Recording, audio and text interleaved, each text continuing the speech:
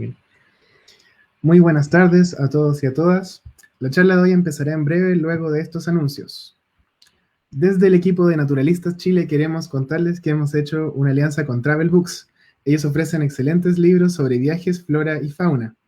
Y celebrando esta alianza, nos han generado un código de descuento de un 10% que todos pueden ocupar para todas las compras online a través de su página web o su aplicación. Para más detalles, visiten nuestro Instagram Naturalistas Chile o el Instagram de ellos, TravelBooksCL. Además, con esta alianza hemos hecho un concurso, al cual estamos muy felices de invitar a todos y todas. Estaremos sorteando el libro Flora y Fauna de Chile de Sharon Chester. Este será solo a través de Instagram, así que visiten nuestra publicación sobre el concurso para ver las instrucciones de cómo participar. El día de hoy nos orgullece presentar a Pablo Oyersun, médico veterinario actualmente haciendo su doctorado en el Laboratorio de Parásitos y Enfermedades de Fauna Silvestre de la Universidad de Concepción. Muchas gracias por estar con nosotros y que lo disfruten.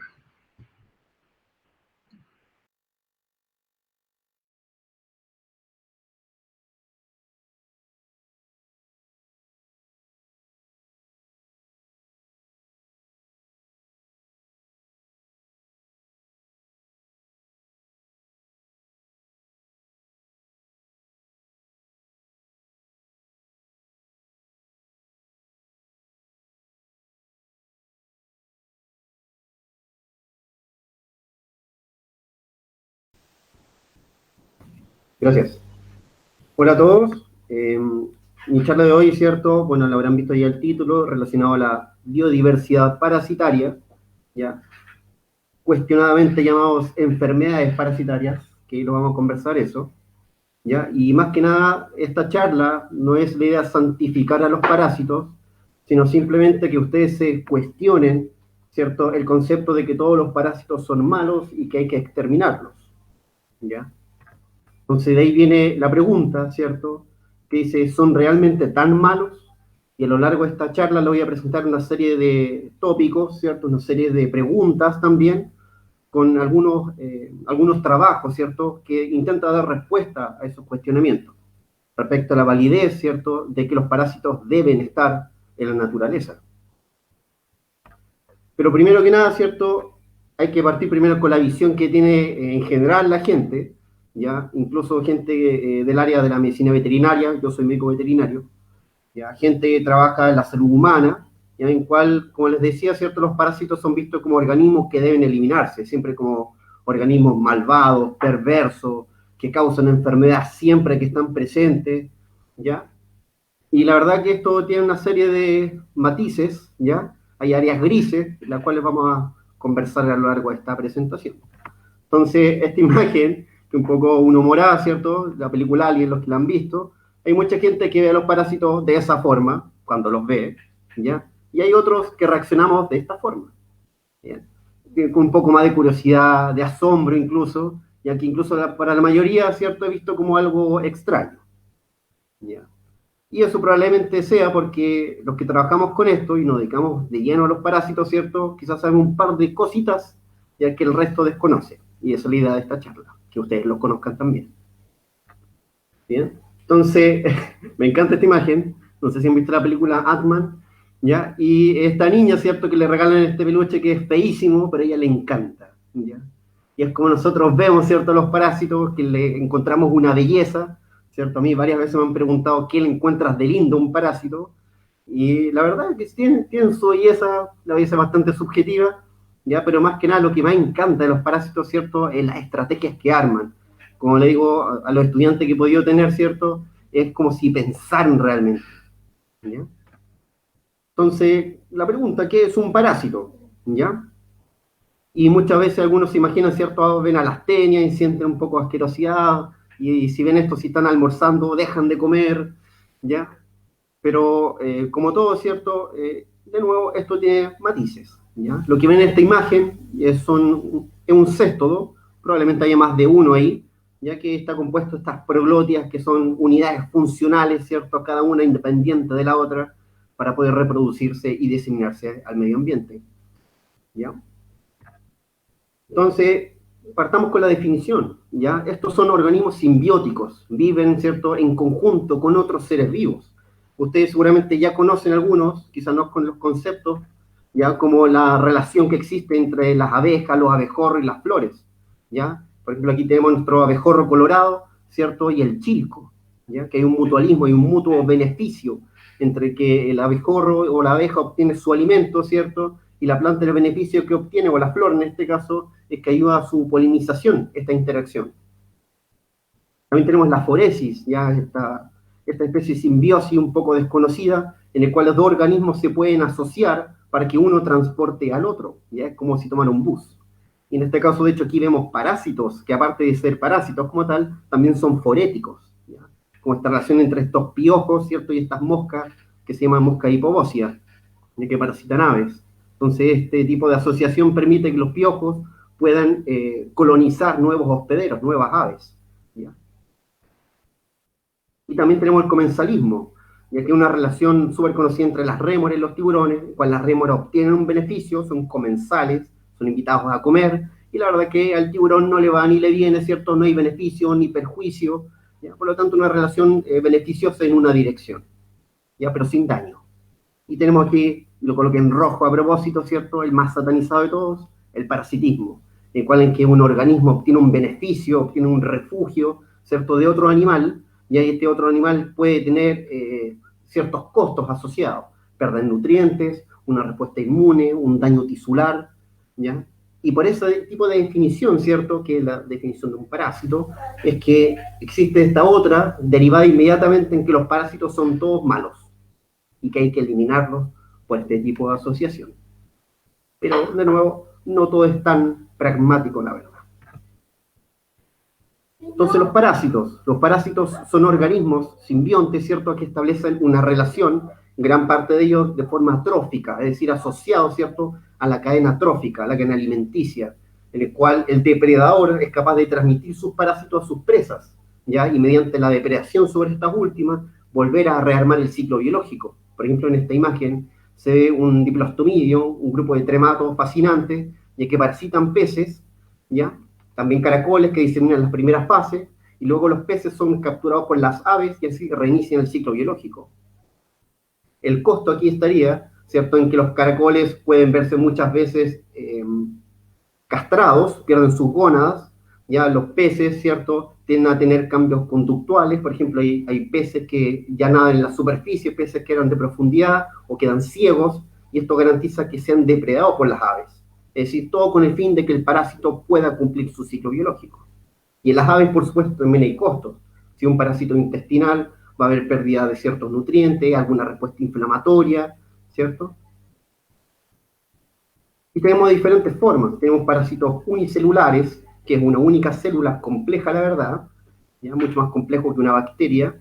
También tenemos organismos pluricelulares, animales que tienen tejidos, ¿ya? Tienen órganos, como por ejemplo este céstodo, ¿ya? U otros como los ectoparásitos, como las garrapatas. Y también hay otros que bajo el concepto de la ecología, ¿cierto?, también son considerados parásitos, como los virus, las bacterias, ¿bien?, algunos priones. Pero ¿cómo se transmiten los parásitos? La verdad es que tienen diferentes mecanismos para poder diseminarse y llegar a sus hospederos. ¿Ya? Los hospederos son los que albergan los parásitos. El principal, como les decía, a través de la cadena trófica, ¿cierto? A través de la alimentación, como por ejemplo ese tiuquecito, ¿cierto?, que tiene un pez, y si ese pez llega a tener alguna larva, ¿cierto?, que parasita los tiuques finalmente, va a facilitar la transmisión. También el consumo de agua, como lo vemos, ¿cierto?, en esta ave, cual puede adquirir ciertas coccidias, por ejemplo. También la picadura de ciertos artrópodos, como los mosquitos, que pueden transmitir algunos virus, ciertas bacterias, ciertos nematos filáridos, o también el caso de las partículas de las vinchucas, ¿cierto?, que a pesar de que pican, realmente el parásito es diseminado a través de las heces. Y también otros como los ectoparásitos, como los piojos, por ejemplo, que son transmitidos por el contacto estrecho entre los animales. ¿Ya? Animales que viven en comunidades, ¿cierto?, fácilmente pueden transmitirse entre ellos mismos sus diferentes piojos o pulgas. Entonces hay mecanismos que parecen ser bastante simples y sin embargo tenemos otros extremos que son los complejos. aquellos que requieren más de un animal para poder cumplir su ciclo biológico, como el diclostomidio que le hablaba, que parasitaba un caracol, parasitaba un pez y también parasitaba una gaviota. Entonces, en el caso de los complejos, los parásitos tienen que armar estrategias para ir escalonando, ¿cierto?, la cadena trófica y poder llegar a su hospedero definitivo, que es el final, donde se van a reproducir. ¿Bien? Entonces, algunos ejemplos de ciclos, ¿ya?, que se han dado aquí en Chile, se han estudiado, por ejemplo, Amblyomma parvitarsum, ya que es una garrapata, que sus estadios larvales se han encontrado en diferentes lagartijas del género Aliolaemus. En este caso está lagartija de James, que alberga, como les decía, las larvas, que son esas garrapatitas que realmente uno encuentra, ¿cierto?, en las zonas axilares, cercanas al oído, y cuyos estadios adultos se han encontrado en camelios sudamericanos, por ejemplo, la vicuña. Sin embargo, hay fases que todavía son desconocidas en este ciclo, como por ejemplo la ninfa, ¿ya? Entonces, todavía aquí trabajo por hacer, que lo están haciendo aquí investigadores que se dedican al estudio de las garrapatas, ¿ya?, como Sebastián, como el profe Daniel, aquí en Chile. Y aquí tenemos otro parásito, que va, mi mala suerte, a mí me encantaría verlo, pero no está en Chile de momento, y así se ha reportado en otros países como Argentina, ya que es Riveroia ondatrae, que es un tremátodo, cuyo estadio adulto, el que se reproduce, está en las garzas y cormoranes, ¿ya? Este libera huevos, parasita un caracol, y el caracol libera cercarias, que son unas pequeñas formas de libre nado que están en el agua. Y estas cercarias parasitan anfibios, ¿ya? Y la gracia que tiene este parásito, que realmente, siempre lo repito, pero es una desgracia para el pobre anfibio, ¿ya?, es que se considera un parásito teratogénico, es decir, que puede causar malformaciones, ¿ya? Y obtenemos este tipo de anfibios que tienen más de un miembro, e incluso tienen miembros que son deformes, si es que tuvieran solo los 4. ¿Cuál es la idea de esto? De que si el hospedero intermediario, en este caso, que es el anfibio, se encuentra deforme, ¿cuál es el principal mecanismo de escape de los anfibios? El salto, ¿cierto? Entonces, si tenemos los miembros alterados, este anfibio no va a poder saltar, en consecuencia, no va a poder escapar de su hospedero final, de las garzas. Y eso lo convierte en una presa fácil. ¿Y qué más conveniente para un parásito, ¿cierto?, que el hospedero intermediario sea una presa fácil, logrando así que se cumpla su ciclo y para volver a la garza o al cormorán. Entonces, los parásitos en la naturaleza están ampliamente presentes, ¿ya? Son parásitos que están ubicados en cada uno de los sitios de la cadena trófica. Por ejemplo, esta serie de circulitos que ven, ¿ya?, los círculos rojos todos son cada uno grupos animales, son una especie animal, ¿bien? Y esto va de abajo hacia arriba, es mayor complejidad trófica. Desde abajo están las especies más basales, ¿cierto? Y en la parte más alta están los depredadores. Todo esto es un solo ecosistema. Esos son los rojos. Y los que están en amarillo son todos los parásitos que participan dentro de esta cadena trófica. Como se dan cuenta, ¿cierto?, los parásitos están ampliamente presentes en los ecosistemas. Incluso, este es solo un ejemplo de ese tipo de ecosistema. En otros ecosistemas también podremos encontrar los parásitos, los circulitos amarillos, en las zonas basales, ¿ya? Aquellos parásitos que, por ejemplo, se pueden encontrar asociados a las plantas también son parasitadas, ¿ya? O aquellas cercarias, por ejemplo, que forman parte del zooplancton, siendo también alimento de otros invertebrados, ¿ya? Entonces, a veces los parásitos no siempre van a terminar parasitando, a veces terminan siendo el alimento de otros animales, ¿ya? ¿Qué pasa en cuanto al número de especies de parásitos? La verdad es que hay una serie de trabajos, son súper buenos estos trabajos de Dobson y Carlson, ya en el cual he hecho una revisión sistemática, pero solo para los vertebrados, ¿ya? Si esto se hiciera en los invertebrados, esta cosa se dispara, ¿ya? Y aquí lo que han demostrado es que solo los animales vertebrados de estos grupos, ¿cierto? Ahí tenemos los condriquios, los peces de aleta radiada, que son la mayoría de los peces, anfibios, reptiles, aves, mamíferos, ¿ya? Se cuentan aproximadamente 75.000 especies del mintos, redondeando.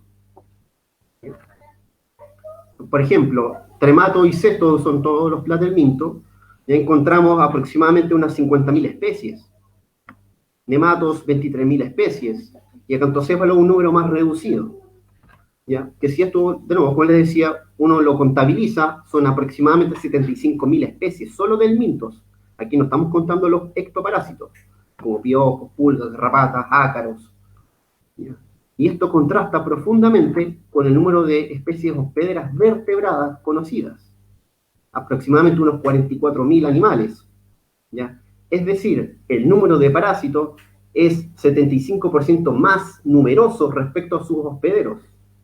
Así de presente están, ¿ya? Y este número, de hecho, se considera que es bastante reservado, porque análisis más recientes, como el de Carlson, establece que incluso hay entre 300.000 a 350.000 especies de parásitos helmintos. Y este número se dispara realmente porque hay presencia de especies crípticas, que son aquellas especies de helmintos que morfológicamente son muy similares, ya hay unos detalles que las diferencian unas de otras, pero cierto, ante un análisis rápido, la verdad uno dice, es la misma especie. Pero si metemos técnicas moleculares, ¿cierto? Como para hacerlo un poco más, comillas, rápido, ¿ya? Vamos a ver que realmente hay casos en que el minto, ya una especie, comillas, representaba al final 8 especies distintas, porque esas 8 eran 2 crípticas, ¿ya? Por eso este número o esta estimación se dispara en este caso. ¿Ya?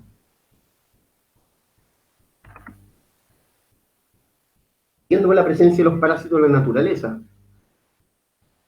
siempre está la pregunta, al menos yo me la hacía en su momento, si los dinosaurios tuvieron parásitos. Porque siempre se habla que una relación trófica es una relación antigua, ¿ya? Y es aquí existe otra rama dentro de la parasitología, que es la paleoparasitología, ¿ya? Que trajo que cito ahí una revisión hermosísima, ya que habla de todos los registros, bueno, hasta ese año al menos. Entonces la pregunta ha sido respondida recientemente. Efectivamente, ¿cierto? Los dinosaurios sí tuvieron parásitos. Desde ese momento, hace millones de años, los parásitos ya existían. Y por ejemplo, en este hallazgo de una pluma, que perteneció, ¿cierto?, a un terópodo emplumado, de hace 99 millones de años atrás, encontraron garrapatitas. Y ven ahí. De hecho, esa garrapata ya representó incluso un nuevo género. Era una mezcla entre una garrapata blanda, una garrapata dura, ¿cierto? Era una cuestión media rara, como una transición. ¿Ya? Y esto estaba todo en ámbar. Así que no solo los mosquitos lo podemos pillar en ámbar, también las garrapatas. Bien. Y recientemente, esto tiene menos de un mes, ya encontraron al que se ha considerado como el parásito más antiguo. Ya, un parásito que se encontraba, ¿cierto?, sobre las conchas de unos pequeños bivalvos, ¿cierto?, de esa época, de hace aproximadamente 500 millones de años. Es así de antiguo. Ya antes del origen de los dinosaurios ya existían incluso los parásitos. Así que ya se pueden imaginar que desde ese punto hasta el final del Cretácico, donde se extinguieron todos, la verdad quizás cuántos parásitos se extinguieron también junto con ellos.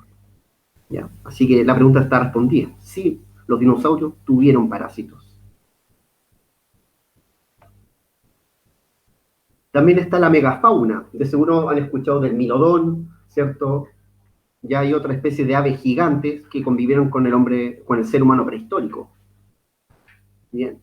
Y aquí tenemos, por ejemplo, el moa, ya que una especie que habitó en Nueva Zelanda, una ave gigante, y un poquito más pequeña que, ¿cómo se llama esta? Que era un ave que era como elefante, que era el más grande que vivió en Madagascar, ¿ya? Y que encontraron, a través del análisis de heces fosilizadas, ¿ya? Es así de lo opuesto, ¿ya? Que se llaman coprolitos, encontraron huevos de helmintos. De hecho, encontraron huevos tipo ascaridio, que es lo que se ve en la letra C, y encontraron huevos tipo capiláridos, ya que están en la letra D. La gracia de este hallazgo, aparte de ser muy interesante porque desde material fosilizado pudimos aislar parásitos, ¿ya?, es que estos parásitos, o este tipo de parásito al menos, se mantiene hasta el día de hoy en las aves modernas. ¿Eso qué indica? Que realmente los parásitos, o ese grupo de parásitos, los capilarios, ¿cierto?, y los ascaridios, fueron parásitos tan exitosos que no se extinguieron, ¿ya?, viéndolo de una forma macro. También tenemos ejemplo en rapaces, para lo que nos gustan las rapaces, ¿cierto? Este es un águila, ¿ya? Perdón, esto era un búho, ya ellos no identificaron la especie, simplemente hablaban de un búho prehistórico, que analizaron egagrópilas fosilizadas. Entonces no solamente podemos colectar parásitos prehistóricos a través del material fecal, fosilizados, sino también a través de estos regurgitados de las aves rapaces. Y tengo entendido que hubo una charla de aves rapaces, así que probablemente ahí lo explicaron, ¿ya? Y que esto estuvo fosilizado, se analizó esa muestra, ya se degradó y se obtuvo este huevo. Que ese tipo de huevo es un tipo de huevo capilárido. ¿Ya? Y las capilarias, entre comillas, porque ese género se ha diversificado bastante, es uno de los géneros más prevalentes de las aves rapaces. ¿Ya? En los trabajos que están disponibles acá en Chile, ¿cierto? Y los que yo también he podido participar, y en los que, bueno, se lee, ¿cierto?, de otros países, capilarios siempre aparecen, siempre. ¿Ya? Y eso está demostrado aquí, que realmente es un parásito exitoso. ¿Y qué tal en Chile? En Chile tenemos un único registro en Milodón, en Nueva Esperanza, donde este señor ya encontró un huevito, ya de un nemátodo, de hecho, en el material fecal fosilizado del Milodón. ¿Ya? Actualmente, con unos colegas de la Universidad de Concepción, en Concepción, ya estamos también trabajando muestras y hemos encontrado una serie de registros buenísimos, ya que no lo puedo compartir acá porque todavía no lo hemos publicado, ya, pero ya prontamente lo vamos a compartir por las vías, por las redes sociales, ya cuando esté ya listo. ¿Bien? Encontramos una serie de parásitos, ¿cierto? Que lo interesante que tiene ese animal, ya que si ustedes lo piensan, no tenemos perezosos en el presente, ¿ya? El milodón era nuestro perezoso gigante, ¿cierto? Entonces podríamos decir que quizás todos esos parásitos que tenía el milodón probablemente se extinguieron, ¿ya? Pero bueno, hay que armar la discusión en su momento. En relación a la parasitología hecha en Chile, la verdad es que han habido hartos avances, ya considerando los pocos grupos que hay, ya porque realmente los parasitolocos, ¿cierto?, de Chile somos poquitos, muy poquitos.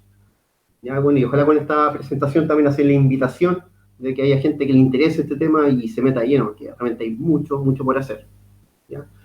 En una revisión que hicimos con el profe Daniel, ya, y que ya tenemos ahí ya terminando, ya para que ojalá prontamente ya esté publicado, ya reportamos que solo 63 especies de aves han sido estudiadas desde el punto de vista del mintos, ¿ya? Aparte de otros 2 estudios, ¿cierto?, donde no se encontró nada. Y ahí queda la tarea pendiente de volver a muestrear, ¿ya?, para encontrar, digamos, los parásitos que están en esas aves. Y esto representa aproximadamente el 14% de la diversidad de aves del país. O sea, aquí queda un montón de pega pendiente, ¿ya? En cuanto a los ciclos biológicos de estos parásitos, ¿ya?, 75 de esos parásitos que reportamos en esas 63 aves poseen ciclos heteroxenos. ¿Se acuerdan de estos ciclos complejos que les hablé? ¿Ya? Que hay varios animales involucrados dentro del ciclo biológico del parásito. Esos son heteroxenos. ¿Ya? En solamente 3, ¿cierto?, tenemos alguna claridad de su ciclo biológico, ¿ya?, que son 3 acantocéfalos, de hecho.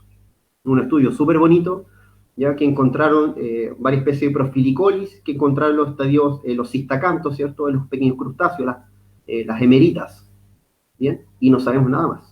Todo el resto de especies heteroxenas del mintos, ¿cierto?, siguen sin dilucidarse sus ciclos biológicos. ¿Qué pasa con los mamíferos? Este es un trabajo que igual que está en revisión por Julio, que lo escribió él ya, en cual reportaron que aproximadamente 53 especies de mamíferos han sido estudiadas, de las presentes en Chile. Eso equivale al 33%. También mucho trabajo por hacer ahí. ¿Ya? En cuanto a los reptiles, ¿ya?, también hay un trabajo publicado el año pasado, una revisión, donde incluyeron los helmintos, los artrópodos también, bien bonito el trabajo, y donde se estimó que aproximadamente 39 especies nativas de reptiles han sido estudiadas, que representa un poco menos del 30% de la diversidad total de reptiles de Chile. Y en cuanto a los anfibios, ¿ya?, esta revisión, ustedes me dirán, es súper vieja, del 2008, más de 10 años atrás, ¿ya? Y la verdad es que de esa época al presente no se ha hecho tampoco mucho más. ¿Ya? Los anfibios, ahí tenemos una cantidad de trabajo por hacer increíble. Lamentablemente todo esto se sopesa con otras situaciones, de la facilidad de no colectar esos animales, del estado de conservación de ellos, que muchas veces, ¿cierto?, es difícil encontrar, las poblaciones son súper reducidas, ¿ya? Entonces ahí tenemos esa serie de peros asociados, ¿ya? En el cual se han muestreado 12 especies de anfibios, equivalente a un poco más del 20% del total de anfibios en Chile.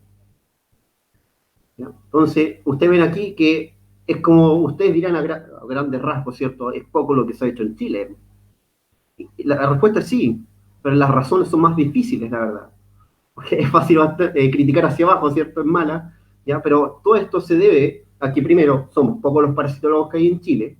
Segundo, tratar de dilucidar los ciclos biológicos, chiquillos, es súper complejo, son estudios por lo general experimentales, ¿ya? Y que involucran trabajar con más de una especie animal a la vez para poder llegar al ciclo biológico. Y lo otro es el acceso a la fauna silvestre, ya poder muestrear, por ejemplo, hace poquito enviamos un trabajo, bueno, ya lo tenemos aceptado con zorro culpeo, y hay uno de los revisores, oh, el tamaño de la muestra es pequeño, y como que casi es decirle, colecta tubo, que ve que tan fácil es colectar zorro, ¿ya?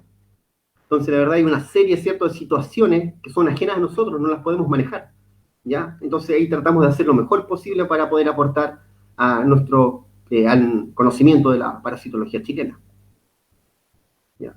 Y este es un trabajito, ¿cierto?, que lo hice dentro de mi doctorado, que respecto a los digeneos, que son todos los trematos, ahí el más conocido, el de la foto, fasciole hepática, ¿ya? Hicimos una revisión, ¿cierto?, estos parásitos que todos poseen ciclos complejos, ya son animales difíciles de estudiar y requiere hacer tinciones, usar mucha clave taxonómica para poder identificarlo, no es llegar y colocarle un nombre nomás, ¿ya? Y que esta revisión, ¿cierto?, hecha hasta finales del año pasado, reportamos un total de 104 especies de digeneos, ¿bien?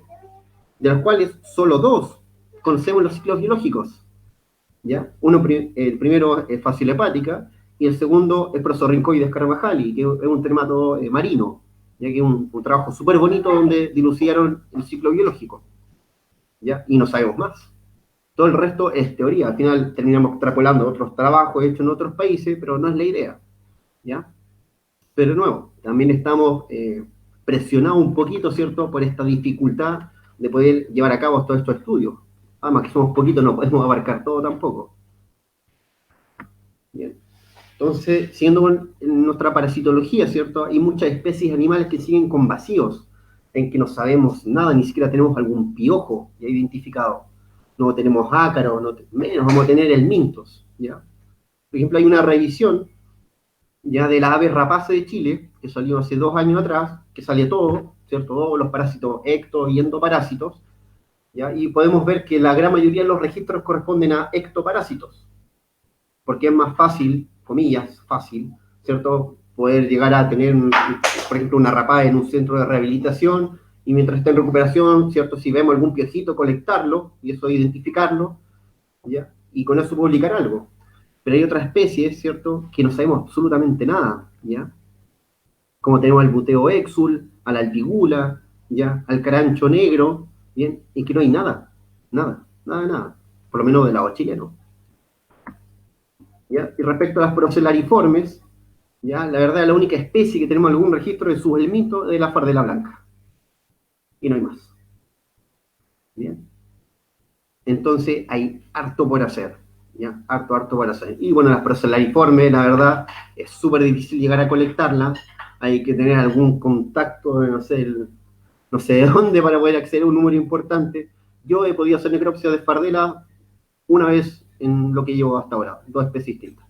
Nada más, no he podido hacer más, ¿ya? Y no he visto más. Entonces, ya es difícil, ¿cierto?, poder llegar a abarcar todas las especies. En cuanto a los mamíferos, tenemos, por ejemplo, la taruca, tampoco no tenemos idea de nada. Podemos asumir que puede tener algún nematovirus, alguna osteartagia, ¿cierto?, que son nematos, fasciole hepática quizás, pero no tenemos idea, no hay nada, ¿ya? Del lado de Perú, sí hay algunos registros bien bonitos, que han encontrado algunos estadios larvarios de cestos en el hígado de tarucas. Los armadillos tampoco, no tenemos idea, nada. Hay unas pulgas que lo vi en un congreso el año pasado, en Argentina, donde encontraron unas pulgas que estaban insertas, ¿cierto?, en esta cubierta, ya que tienen, y maravilloso el ciclo biológico, y aquí en Chile no sabemos, es difícil, incluso ahí me da un poco de pica, porque realmente suben las fotos, piden piches atropellados, y es como, oh, me gustaría estar ahí, ¿cierto?, y colectarle los parásitos, ¿ya? La herpetofauna, como les decía, hay un porcentaje súper bajo de estudiada, y aquí tenemos el sapo hermoso, ¿ya? Bastante hermoso, pero de los parásitos hermosos no sabemos nada, ¿ya? No hay ningún ácaro, menos un helminto, ¿ya? Y tampoco significa que vamos a salir con un rifle a colectar, ¿ya? Esto, la verdad, nosotros aprovechamos los cadáveres, ¿cierto? Que nos llevan los estudiantes, la gente, amigos, si estamos asociados a un centro de rehabilitación, los que nos entrega el centro de rehabilitación, y así. Y así la forma en que tratamos de hacer un poquito de ciencia en parasitología. Los invertebrados, yo diría que este es el grupo más abandonado de todos los animales que tenemos en Chile. ¿Ya? En los artrópodos prácticamente no hay nada, ¿ya? Nada de nada. Y eso que los artrópodos son elementos esenciales en los ciclos biológicos de muchos céstodos, muchos tremátodos. ¿Ya? En los moluscos, menos, hay unos cuantos estudios, la mayoría está hecho en clina, este caracol dulce acuícola, pero el resto de los caracoles, nada. Por ejemplo, aquí hay una foto de un caracol negro, no sabemos nada del caracol negro, una especie hermosa, ¿cierto? Eh, Prácticamente exclusiva de Chile y no sabemos nada.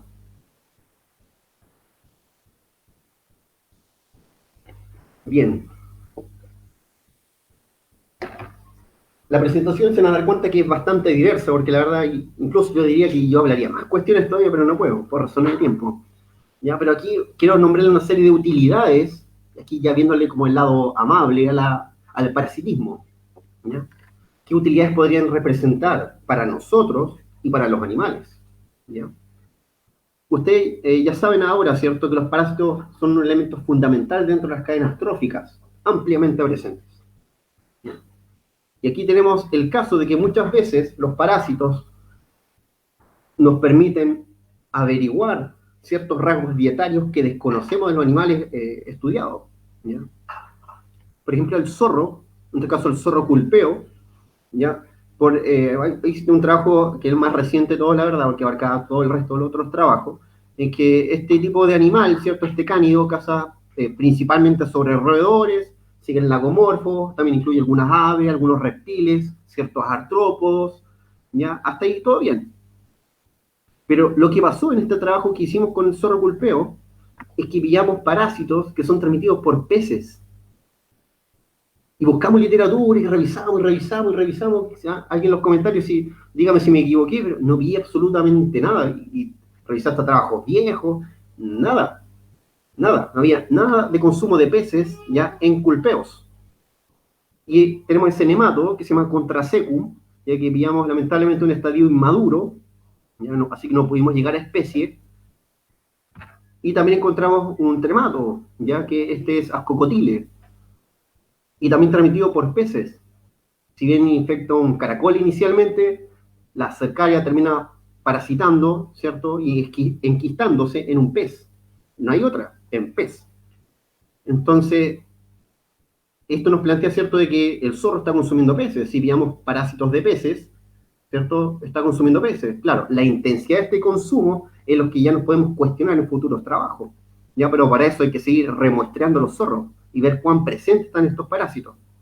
Lamentablemente esto lo encontramos solo en dos animales distintos, pero ya es algo, hay una información, da luz de algo.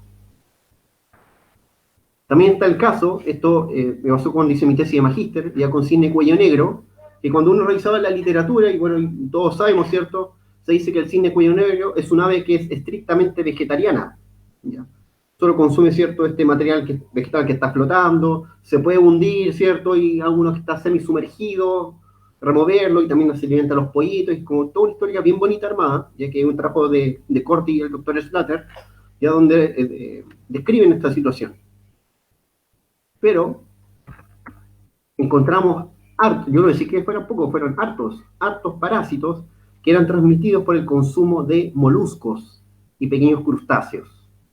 ¿Ya? Aquí vemos este caso de Equinostoma, ¿ya? Esta especie de Equinatum, y encontramos este céstodo, ¿ya?, que es Cladoginia, y el Cladoginia estuvo en el 100% de los cisnes. O sea, esto ya aquí ya no hay casualidad. ¿Ya? Y estos son solo dos ejemplos, porque fueron mucho más los que aparecieron, que se transmiten a través del consumo de invertebrados. Entonces tenemos que los cisnes cuello negro, además de consumir material vegetal, están consumiendo invertebrados. Aquí, por supuesto, podemos discutir el mecanismo, ¿ya?, que probablemente estos invertebrados, ya que así lo planteamos también en ese trabajo, ¿ya? Están asociados al material vegetal como refugio, lo utilizan como refugio, y ahí el cisne cuello negro llega a alimentarse del material vegetal y adquiere estos pequeños organismos que están parasitados. ¿Ya?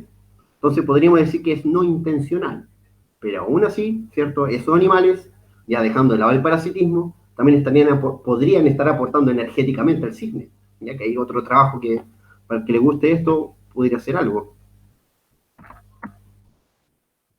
Los parásitos también pueden tener utilidad desde el punto de vista de la toxicología, ¿ya? Utilizándose como bioindicadores. Es decir, podemos utilizar a los parásitos para decir cuán prístino o cuán contaminado está un medio ambiente, sobre todo en estos ecosistemas acuáticos, ¿ya? Entonces, lo que se ha planteado es que a mayor contaminación, ¿ya? En general, con diferentes componentes, pero a mayor contaminación, el parasitismo es menos exitoso. Hay un menor parasitismo de los animales, menor parasitismo en peces, en caracoles, en aves, ¿ya? Y para esto hay evidencia, de hecho. Esta es una revisión, ya hicieron un análisis, todos los estudios, de hecho, hasta esa fecha, ya que incluyen ciertos datos, y de hecho llegaron a esta conclusión finalmente. ¿Ya? Entonces se estableció, ¿cierto?, de que hay parásitos que son muy sensibles a la presencia de contaminantes en el agua, a la presencia de metales pesados, ¿cierto?, de acidificación, ya, de bifenilo, de, digamos, componentes similares a lo que es el petróleo, por ejemplo, derivados del petróleo, ¿ya? Y que eso terminan afectando estas fases que están en el agua, las que están buscando llegar a parasitar, ¿cierto? O al caracol, o las que salen del caracol para buscar a los peces, o los anfibios, como les mostraba, ¿ya? Todas esas formas, ¿cierto? En ambientes contaminados terminan muriendo. ¿Y en qué se traduce eso? Como les decía al principio, que los animales se parasiten menos. Ustedes me dirán, ah, pero esta cuestión está bien entonces, ¿no? Entonces yo les pregunto de vuelta, entonces, ¿está bien que los ecosistemas estén contaminados? ¿Se dan cuenta? Entonces hay que ver qué es mejor. Entonces tenemos esta serie de parásitos, como los monogeneos, los digeneos, ya que tienen estas fases de vida libre, o en el caso de los monogeneos, que son ectoparásitos de peces o pequeños crustáceos, y también tenemos a los microparásitos, como las coccidias. Estos fueron los mayormente amenazados, ¿cierto?, a mayor contaminación. Pero para poder llegar a determinar esto, ¿ya? Se requiere que exista un muestreo constante de los ecosistemas, considerando los parásitos, ya que en estos países lo han hecho. ¿Ya? Entonces aquí esta tablita, para no marear a nadie, lo que les voy a explicar, esto, que significa overall, va referente a todos los contaminantes, esta lista de contaminantes, cómo afectó en general el parasitismo. ¿Ya? Ellos evaluaron en esta revisión digeneos, monogeneos, nematos, acautocéfalos, cestos, o sea, todos los grandes helmintos. ¿Ya? Y vemos que este valor, ya que está en negrita, es porque fue significativamente negativo. ¿Ya? Significó que realmente terminó afectando el parasitismo, toda esta serie de contaminantes. Y aquí ya viendo en detalle los más negativos, ¿cierto?, para los parásitos, fueron la celulosa y el papel, los metales pesados y las aguas residuales, junto con la acidificación. ¿Ya? Estos afectaron muy, muy negativamente. Si bien otros lo afectaron, pero no tanto, estos fueron los más potentes sobre afectar, ¿cierto?, el parasitismo. En esta otra tablita, ya lo vemos por grupos de parásitos. Por ejemplo, en el caso de los digeneos, ¿ya? El PCB, los bifenoles policlorados, ¿cierto?, la celulosa y el papel, los metales pesados y la eutroficación, todos afectaron la transmisión de estos parásitos. ¿Ya? Un resultado muy significativo, de hecho. En los monogeneos, estos ectoparásitos, ¿cierto?, que encontramos en peces, los metales pesados, ¿cierto?, las aguas residuales lo afectaron principalmente de forma negativa, ¿ya? Y se ve el valor total. Y en cuanto a los microparásitos, estas coccidias que les contaba, ¿cierto?, fueron la celulosa y el papel. Entonces usted me dirá, ya, pero ¿esto qué tiene importancia? Por ejemplo, si alguien quisiera hacer un estudio ambiental para evaluar el efecto de ciertos contaminantes, ¿ya? Para estudiar los metales pesados, le podríamos sugerir evalúe la transmisión de digeneos y monogeneos. ¿Ya? Si ve un efecto realmente negativo sobre ese ecosistema, hay una alteración en la transmisión, podemos llegar a asociar lo que es la presencia de estos metales. En cuanto a lo que es la celulosa y el papel, lo podríamos hacer con los digeneos y los microparásitos. ¿Ya? En cuanto a las aguas residuales, con los monogeneos. En cuanto a la eutrofización, podríamos hacerlo con los digeneos y así. ¿Ya? Entonces, aquí pueden ver, ¿cierto?, que los parásitos pueden utilizarse como una herramienta para evaluar la calidad medioambiental. Bueno, y ahí tenemos los bifenoles policlorados también, que podríamos utilizar a los digeneos. Pero no solamente podemos ver a los parásitos como una herramienta útil para evaluar el ecosistema, sino que también podríamos ver qué beneficio tiene el parásito, ¿ya?, para su hospedero, qué beneficio le da. ¿Ya? Y esto puede sonar contradictorio incluso, acorde a la definición que les di al principio, pero veamos. Entonces aquí esto se establece que los parásitos, ciertos parásitos, la verdad no todos, podrían actuar como verdaderos filtros, verdaderas esponjas, ya, de contaminantes. Se lo explico ahora.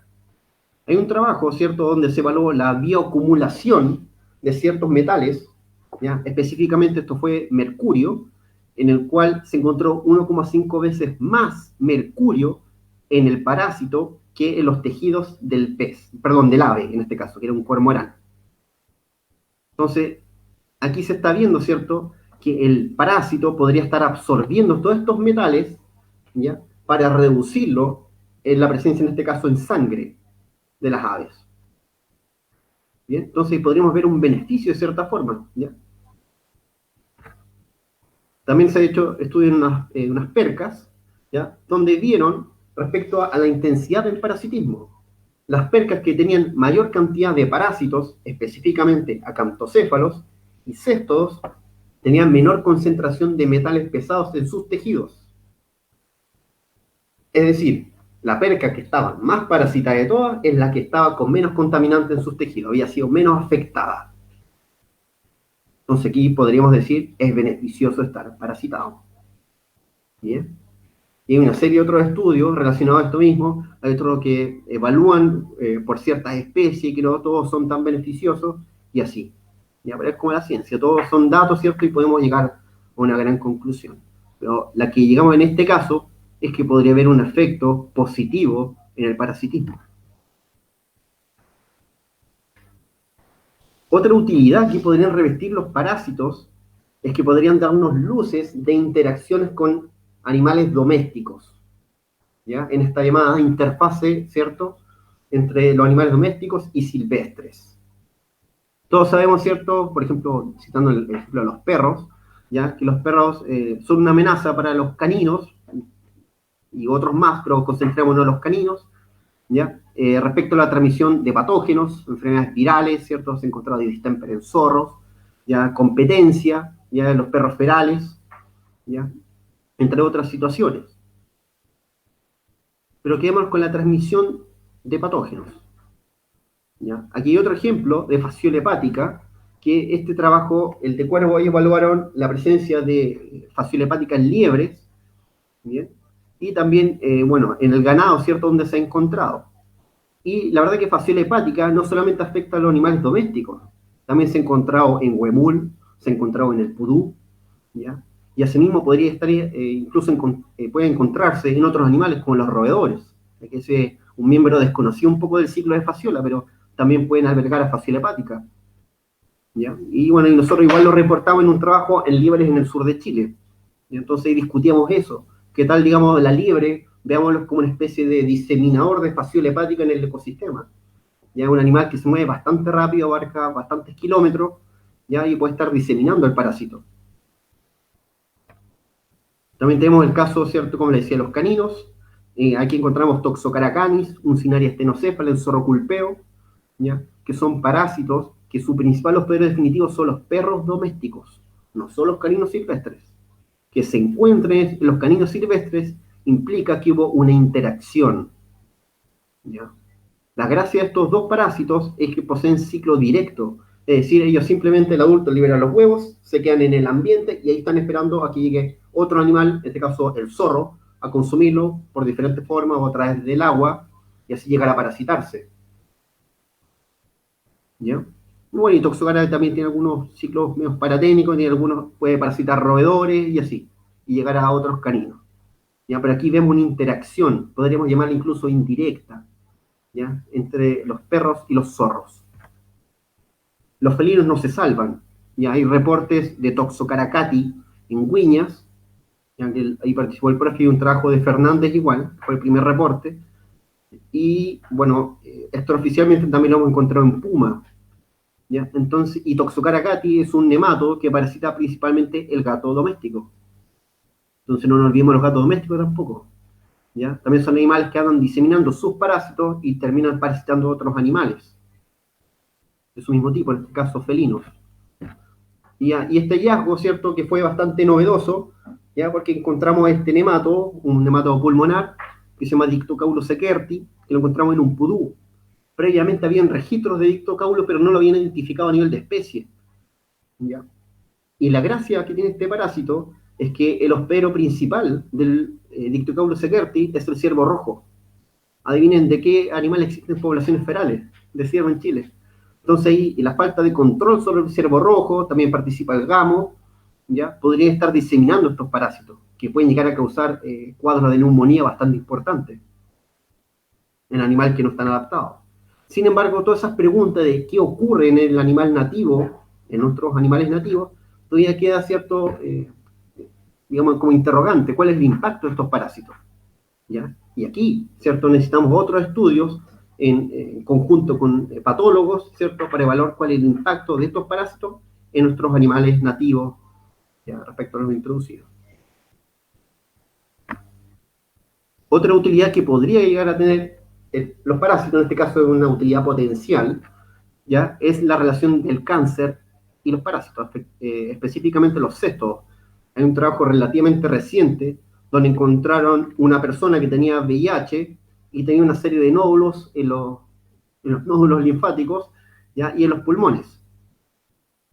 Pero cuando vieron el estudio histopatológico, ¿ya? Se dieron cuenta que las células tumorales eran distintas, eran más pequeñas, incluso había presencia de un inciso, ¿ya? Así que hicieron una serie de estudios, aquí hicieron inmunistoquímica, ¿ya? Y también, por supuesto, hicieron el PCR, ¿ya? Y determinaron que todas las células tumorales realmente tenían un origen parasitario, ¿ya? Pertenecían a un cesto que se llama Hymenopus nana, que parasita frecuentemente al ser humano, ¿ya?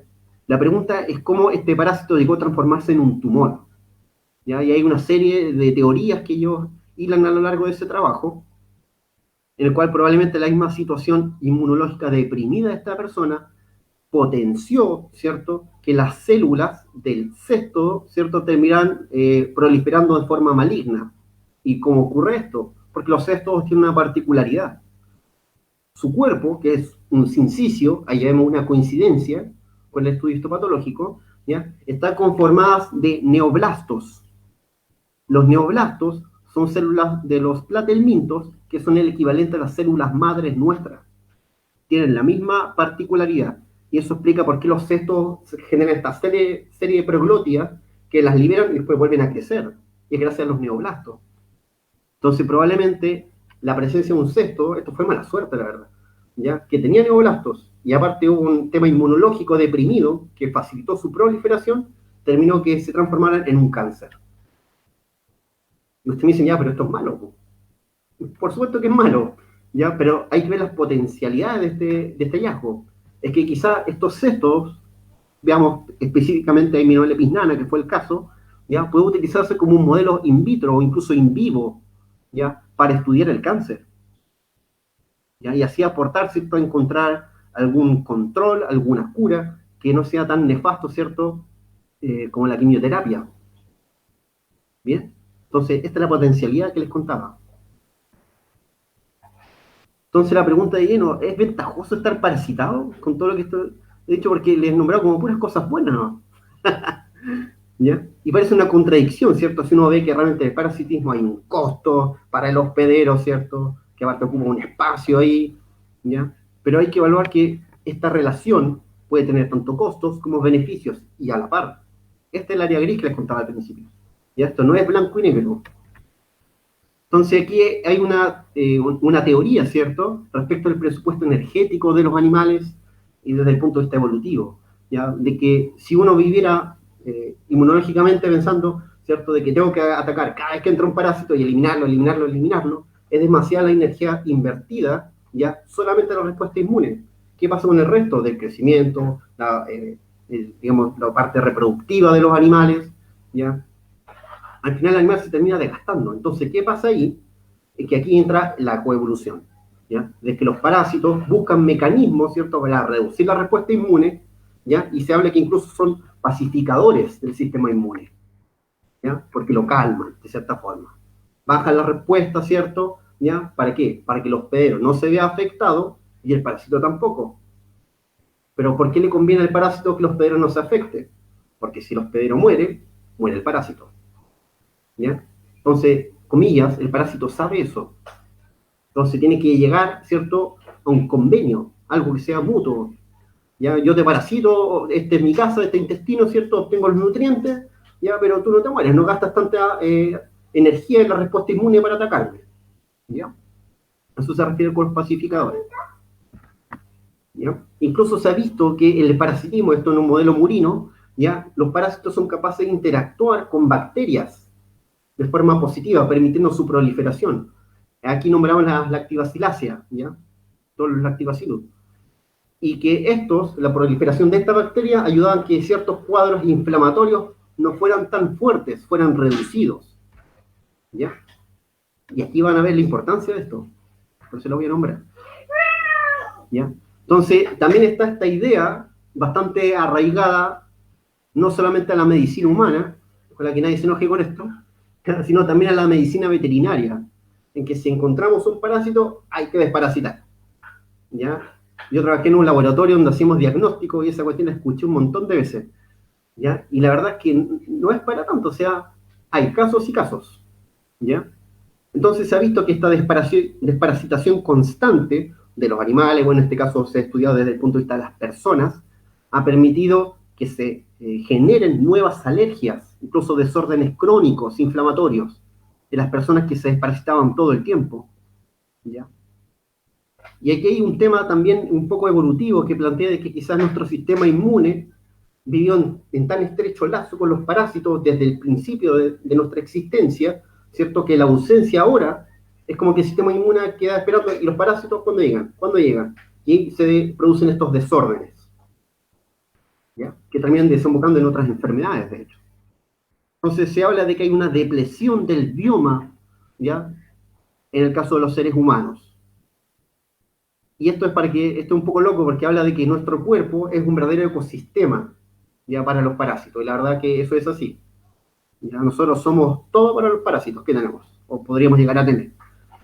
Entonces, esta depresión habla de que hemos perdido parásitos a lo largo de nuestro desarrollo como sociedad, ¿ya? Y eso ha permitido, ¿cierto?, de que se desarrollen todas estas otras enfermedades relacionadas de forma autoinmune o enfermedades que son de tipo inflamatoria crónica. Y esto relacionado a la hipótesis de la higiene, una hipótesis un poco ya discutida si debe seguir utilizándose con ese nombre, y hay quizás reemplazarse por la depresión del bioma. Pero lo que plantea esa hipótesis es que básicamente nuestra sociedad vive en torno a la limpieza, ¿ya? Tenemos que echar cloro a todo, tenemos que, cada vez que nos pide un parásito, un prejuicio, ¿cierto?, mandarnos la dosis, el shot de antiparasitario, tenemos que eliminar todo, prácticamente que seamos seres humanos SPF, ¿ya? Animales limpios, que no tengamos nada, ¿ya? Y quizás esto ha derivado en todos nuestros problemas, ¿ya? Entonces se plantea que quizás debamos empezar a considerar una reconstitución de nuestra fauna parasitaria, por supuesto de forma seleccionada. Se habla de una domesticación de los parásitos. Elegir los que no son dañinos o tienen respuestas bastante leves, costos muy bajitos para nuestro organismo, ¿ya? Porque esos podrían llegar a ser beneficiosos para nuestro sistema inmune. Y hay casos sobre esto, o sea, hay evidencia, ¿ya? O en algunos casos, como esto puede sonar perturbador, de si alguno, ahora usted arrugó la cara, ¿cierto?, porque como acabo de decir esto, ¿ya? O quizá plantear equivalentes, ¿ya? obtener la molécula, ¿cierto?, del parásito que ayuda a modular esta respuesta inmune y eso transformarlo en un comprimido que ustedes se puedan tomar. ¿Ya? Entonces, se ha planteado, ¿cierto?, que se puede hacer una terapia con el Mintos para tratar enfermedades crónicas. Y esa serie de trabajos son solo algunos, ¿ya?, que han visto, por supuesto, el tamaño muestreal son pequeños, trabajan con personas, ¿ya?, en que se han visto efectos beneficiosos en el corto plazo para personas que han tenido esclerosis múltiple, rinitis alérgica, cáncer de colon, colitis ulcerativa, psoriasis. De hecho, el caso de la psoriasis se lo hizo un autor que está a favor de esta teoría, y él consumió unos huevos de Trichuris trichiura, ¿ya?, que es un nematodo parásito que afecta al ser humano, y él vio una mejora, ¿cierto?, en su psoriasis con el pasar del tiempo. ¿Ya? Y él lo publicó porque él mismo se automedicó el parásito. Entonces se habla de que estas parasitosis gastrointestinales, ¿cierto?, pueden tener efectos beneficiosos para nuestra salud. ¿Ya? Sin embargo, siempre se requiere precaución, porque lamentablemente estos trabajos también llevan a gente, ¿cierto?, que hagan sus propias interpretaciones, incluso se hagan, reportan casos de personas que, ¿cierto?, que ellos mismos toman sus dosis, ¿ya?, de huevitos de parásito, y la verdad es que esto no es tan así, no es tan a la ligera. ¿Ya? Al final se va a terminar deformando esta situación y el desprestigio contra los parásitos va a seguir. ¿Ya? Esto está en estudio todavía. ¿Ya? Todavía se están planteando las dosis, ¿cierto? Son modelos pequeños, ya en persona. Entonces, bueno, digamos, queda mucho por hacer acá. ¿Ya? No es llegar y comerse un parásito. Entonces, ¿qué opina la FDA si esto es tan maravilloso? ¿Cierto? ¿Por qué todavía no existe un fármaco? ¿Por qué todavía no existe ese comprimido, ¿cierto?, que nos va a ayudar a superar todas estas enfermedades inflamatorias? ¿Ya? Y es porque lamentablemente en nuestra sociedad, ¿ya?, está instaurada esta idea de que los parásitos son malos, de que si tenemos parásitos vamos todos a tener diarrea, no, vamos a tener todo problema respiratorio, que voy a andar botando parásitos. Así no funciona esto, ¿ya? Entonces, lamentablemente, esa mala reputación ha opacado estos resultados tan buenos, ¿ya?, planteado por esta terapia con el Mintos. Por lo tanto, oficialmente todavía no existe un fármaco con esto, ¿ya? Pero esto es un tema, ojalá que sea una transición, tal como lo fue las sanguijuelas en su momento, ¿ya?, como lo fueron algunas larvas de miasis que se ocupan ya para heridas ulcerativas, que en su momento toda la gente también le dio asco, causó rechazo, pero se dieron cuenta de los beneficios, ¿cierto?, y fueron ocupados ampliamente. ¿Ya? Incluso con la sanguijuela, una época que estaba de moda, ¿cierto?, ya hablo así como hace 200 años atrás, ya, utilizar sanguijuelas por enfermedades autoinmunes. Entonces aquí el cuestionamiento, siempre nos enseñan a los parásitos, ¿ya?, y con esto, con todo el cariño del mundo a mis profes, que estudian parasitología, pero siempre nos enseñan de las enfermedades parasitarias, o sea, ya empezamos mal con esto. Es como al tiro la negatividad, ¿cierto?, el parásito es malo, causa enfermedad. Y nos presentan, como les decía a los chiquillos también antes de empezar todo esto, está como esa idea de que si tienes un parásito te enfermas, es de que cuando nos cuentan la historia de los parásitos, nos cuentan la parte más fea, y no nos explican que de repente esa parte más fea es la más rara que llega a ocurrir. ¿Ya? Entonces, aquí el doctor, un médico humano, que ha tenido como es la autoridad como en todo este tema, ¿ya?, el doctor Parker, él ha planteado que hay que tener un cambio también en cómo expresamos verbalmente a los parásitos. O sea, a ese nivel ya tenemos que llegar, chicos, porque todos ya lo hemos aprendido, ¿cierto?, en el lenguaje inclusivo, ya de que el lenguaje es muy importante, ¿ya? El lenguaje ya nos predispone a cómo reaccionamos a ciertas situaciones, en este caso, con los parásitos, ¿ya? Entonces aquí hay que entender, ¿ya?, que el parásito muchas veces no actúa solo, ¿ya? No es que el parásito tuviste diarrea porque te metiste el parásito, listo, y por eso tenéis diarrea. Hay interacciones entre organismos, y esa interacción entre organismos además interactúa con la condición de los animales. Y aquí este es un trabajo buenísimo de Pablo del Domenico, que él hablaba de los ciclos viciosos, ¿ya? De que muchas veces un animal que está en muy malas condiciones, ¿ya?, mala condición nutricional, por ejemplo, se le van a encontrar muchos parásitos, ¿ya? Y que esos parásitos, además, como están todos proliferando, porque aparte, como tiene mala nutrición, mal estado corporal, el sistema inmune tampoco va a responder de la mejor forma, ya para poner la raya, poner el límite, esos parásitos se van a reproducir más o adquirir una mayor cantidad de parásitos animales. Entonces, el animal que hace pierde más condición. Y eso predispone a que entren aún más parásitos. Y no solamente el minto, van a entrar bacterias, virus, y todo interactúa a la vez. Entonces, ustedes, los biólogos, ¿cierto? Médicos veterinarios que lleguen a hacer alguna vez una necropsia a un animal y lo encuentren lleno de parásitos, antes que le echen la culpa al parásito, piensen cómo llegó a eso, ¿ya? Y lo invito a leer este trabajo, de hecho, que habla de esta situación, ¿ya? De que muchas veces eso es la consecuencia, ¿ya? De un problema previo, ¿ya? Es como lo que ocurre con las aves que están llenas de piojos, ¿ya? Por ejemplo, las bandurrias en el sur, ¿ya? Cuando nos llegaban los pollos de bandurria que están infectadas de piojos, y era como, ya, matemos todos los piojos, pero piensa, los piojos se alimentan solo de piel. ¿Cómo llegó ese nivel de piojos? ¿Ya? Y es porque probablemente ese pollo tenía otro problema. Quizá era algo viral, quizá era algo bacteriano, ¿ya? Y que terminó poniendo en deficiencia, o en la misma condición corporal, en deficiencia del sistema inmune, y eso permitió que proliferaran todos los parásitos. ¿Por qué? Porque animales que están deprimidos, las aves, ¿cierto? No se acicalan. Una ave deprimida no se acicala, usted la ve tendida, con el cuello agazapado, ¿cierto? Y no hace nada, y entonces no va a controlar a los piojos. Y esa es la forma en que las aves controlan piojos, se acicalan.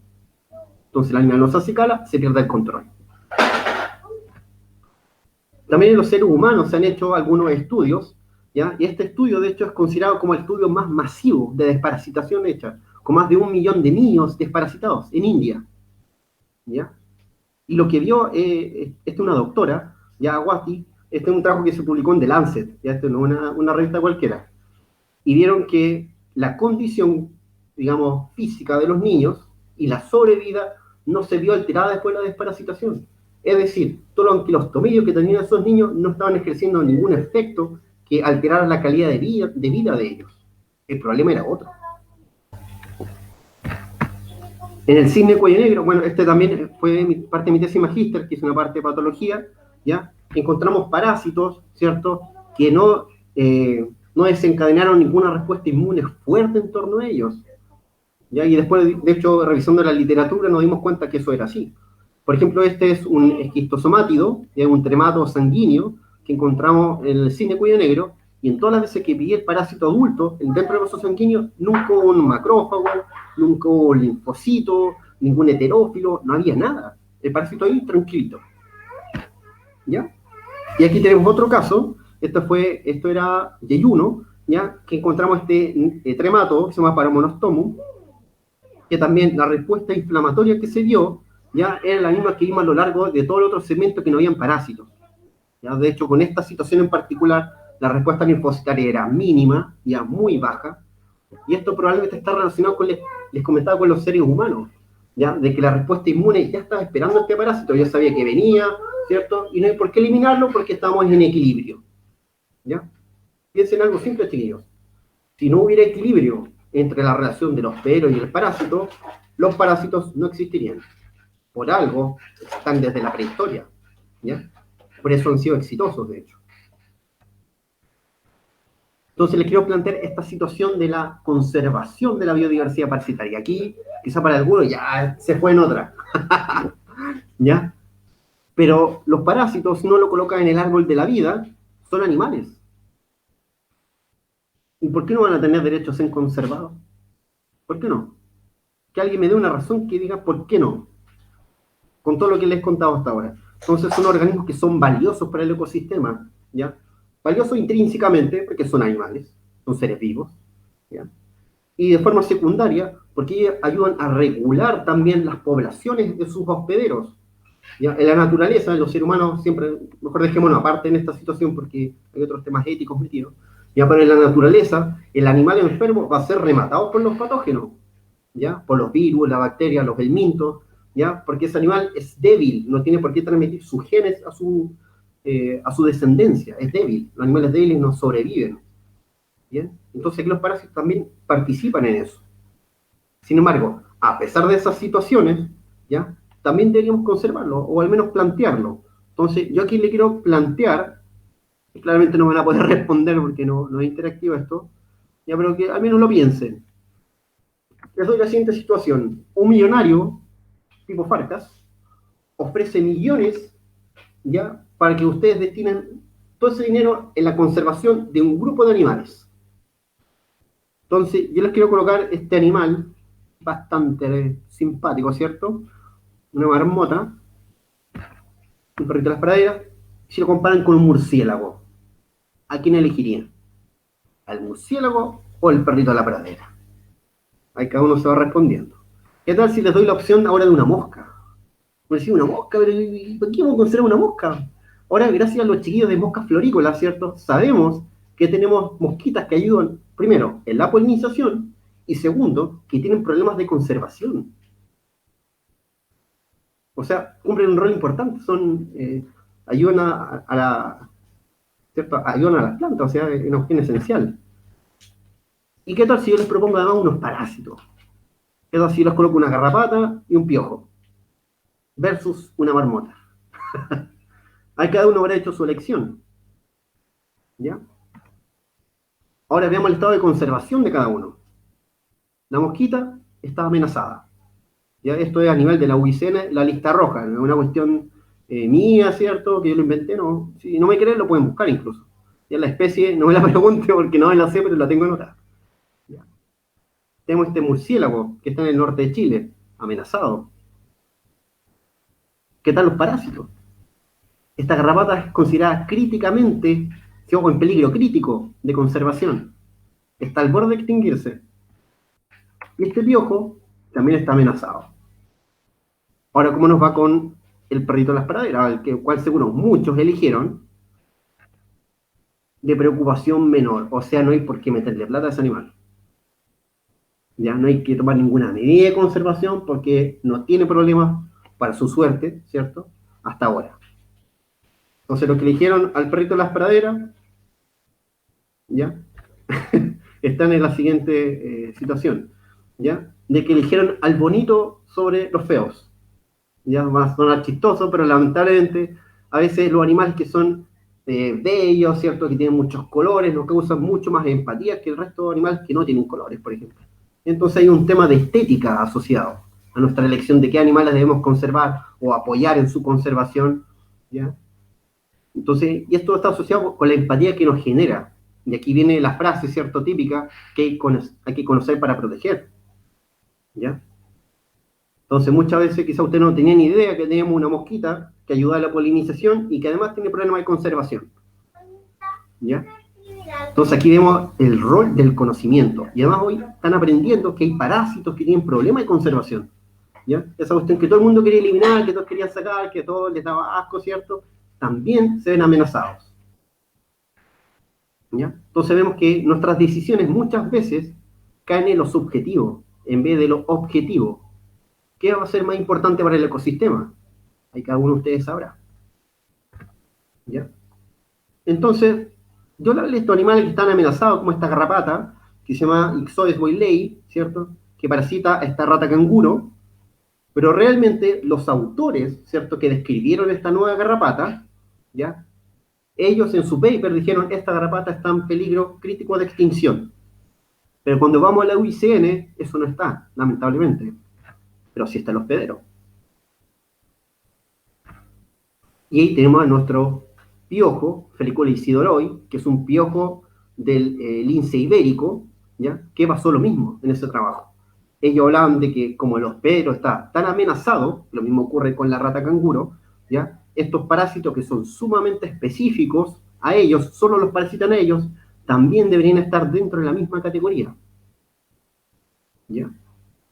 Así que esperemos que aquí al mediano, ojalá corto plazo, pero este tipo de cosas toma tiempo, ya también podamos tener estos parásitos en la UICN. ¿Ya?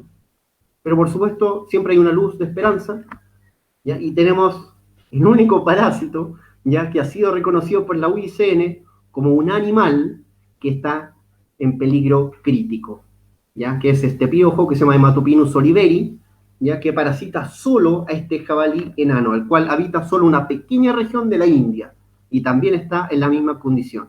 Entonces, esta relación entre este parásito, este piojo y este hospedero es tan estrecha, ¿cierto?, que la misma condición peligro crítico del hospedero debe ser, ¿cierto?, extrapolada hacia sus parásitos específicos. ¿Bien?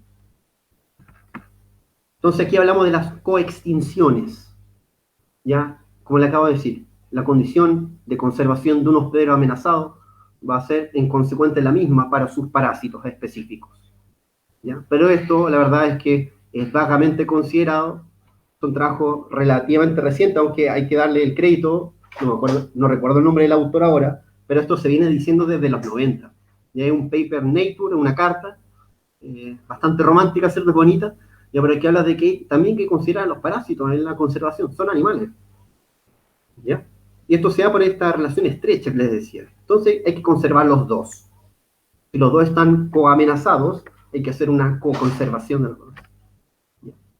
Y tenemos casos extremos, ya, como el cóndor de California, que es un animal que tiene serios problemas de conservación, ya, está en peligro crítico, y lamentablemente por el manejo que le hicieron, ya, antiparasitario específicamente, ya, le colocaron tanta cuestión a este bicho, ya, a esta ave, ya, le colocaron tantos fármacos que terminaron extinguiendo un parásito, ya, que es Colpocephalum californici.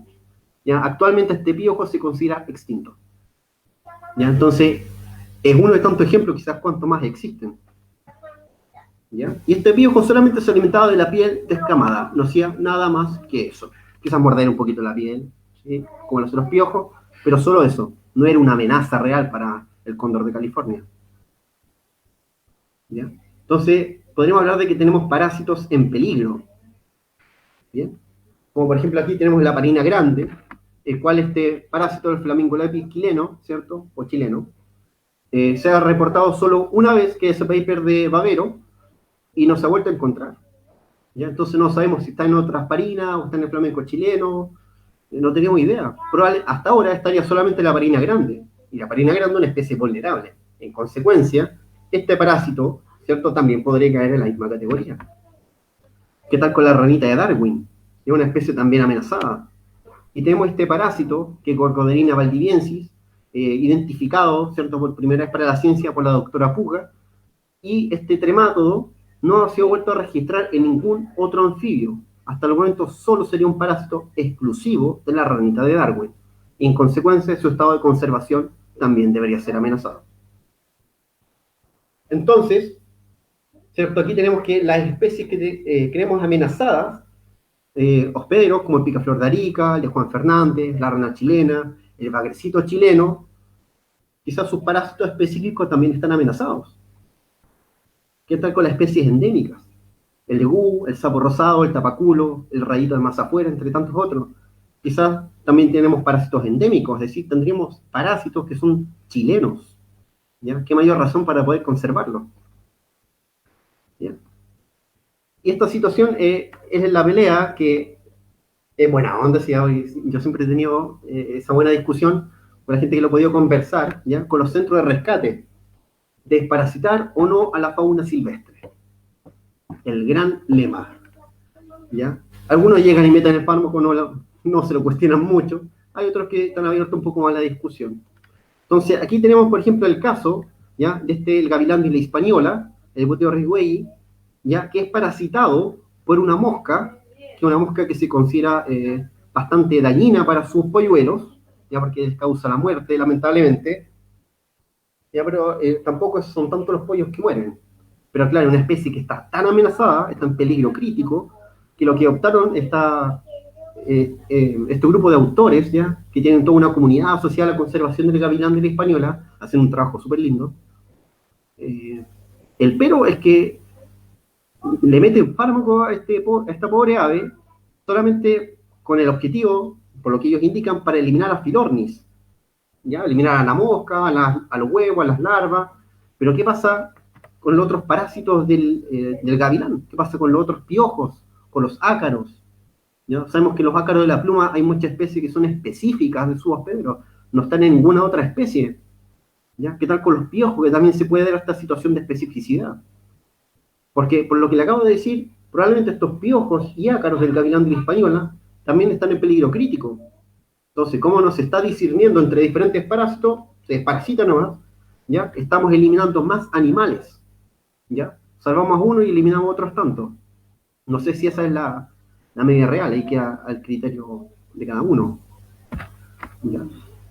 Entonces, ya para ir culminando, hoy ando bien con el tiempo, ¿ya?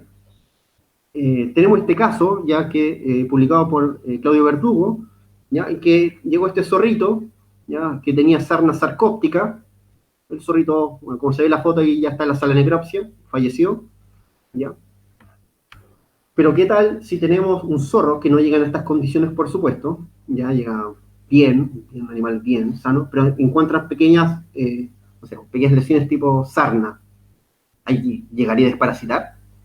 ¿Llegarían y meterían algún acaricida ahí? ¿O harían un diagnóstico adecuado y verían quién está causando eso? Y acorde a eso, tomar la decisión, ¿ya? Lamentablemente se hace más lo primero que lo segundo, ¿no? Porque es más rápido. Pero de repente lo rápido no necesariamente va a ser la mejor decisión, ¿ya? Entonces, ahí la pregunta, ¿a quién conservamos? Lamentablemente, y esto pasa, yo creo que los chiquillos que trabajan con el moscardón chileno, con los moscas florícolas, van a apoyar en esto. Lamentablemente, las decisiones de conservación siempre van a ser más prioritarias hacia los vertebrados. Y a mí me encantan los vertebrados, ¿no? Malinterpreten, me encantan las aves, de hecho, ¿ya? Pero la decisión siempre se carga más hacia eso. Si tenemos dos opciones, conservamos una mosca, conservamos el zorro pulpeo, adivinen para dónde voy, ¿ya? No digo que esté mal, pero creo que esa decisión no debería ser así, no deberían dejarnos en esa encrucijada, ¿ya? Y por supuesto, hay casos extremos en que lamentablemente vamos a tener que priorizar la vida del hospedero, porque por más que intentemos salvar al parásito, si el hospedero muere, muere el parásito, ¿ya? Entonces esto es un debate, ¿cierto?, que se pueden armar entre ustedes, con los chiquillos que estudian veterinaria, ¿cierto?, en su centro de rescate. Yo le invito, la verdad, al cuestionamiento, más que tomen una u otra postura, que se lo cuestionen cuando estén frente a una situación así. Para finalizar, ¿ya? Todos estábamos de acuerdo, ¿cierto?, con la situación del cambio climático, menos Trump, pero bueno, ya es algo real, está existiendo, va en curso. Ya también estamos claros, ¿cierto?, de la extinción en masa de especies. Y para que vean, este es un artículo Science, es una revista ultra prestigiosa, ¿ya? Y hablan de parásitos, de la biodiversidad parasitaria. O sea, todo lo que le hable este rato, ¿cierto?, no es una ocurrencia mía, está ahí, ¿ya? Y habla de que enfrentan la extinción y redistribución en un clima cambiante, ¿ya? Entonces, lo que plantea este trabajo de que hay un porcentaje no menor de especies que de aquí a 70 años más, ¿ya?, se van a extinguir, sí o sí, y solamente por los cambios en los ecosistemas producto del cambio climático. Solo por eso, o sea, ni siquiera por la presión humana, nada, solo por eso. Y además, ¿cierto?, muchos parásitos van a haber cambiado su distribución geográfica, ¿ya? Y aquí cobra importancia las enfermedades vectoriales, ¿ya? Porque parásitos como las garrapatas, por ejemplo, van a comenzar a aparecer en ciertas áreas donde antes nunca se habían encontrado. Y aquí es importante, volviendo a lo primero, a la parte de la sección parasitología en Chile, ¿cierto?, de que estemos atentos a eso. ¿Y cómo estar atento a eso? Trabajando con parásitos, muestreando constantemente.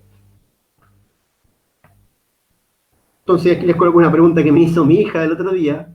Bueno, yo soy bien monotemático, entonces se le ocurrió y ella me dijo: papi, ¿son malas las garrapatas?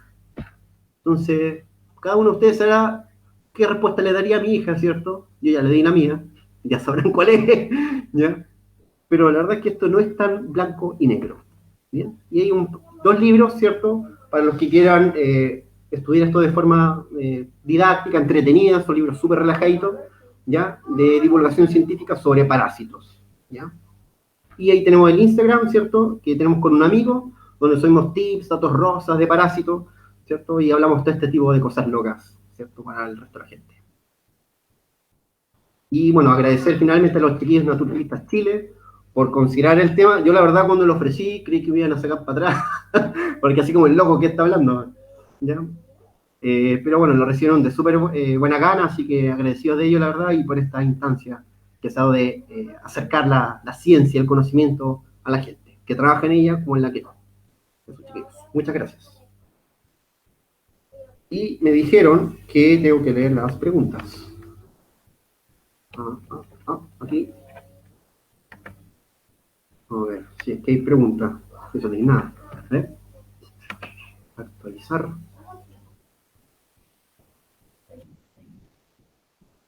Sí, de hecho iba a hacer eso. Iba a ir hacia arriba. Y que se actualice.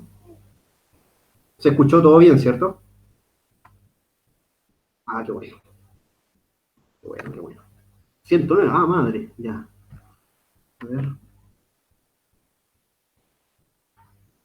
Estoy viendo los comentarios, ¿no? 113 comentarios, 114, madre. Hay que ir bajando, ¿no? Hacia ver todas. Eso.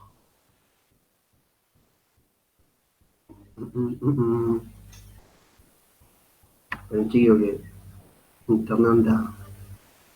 Mira, Entel, ahí no, ¿eh? Gracias, Pablo, gracias, Pablo, gracias, Pablo. Excelente, te pasaste.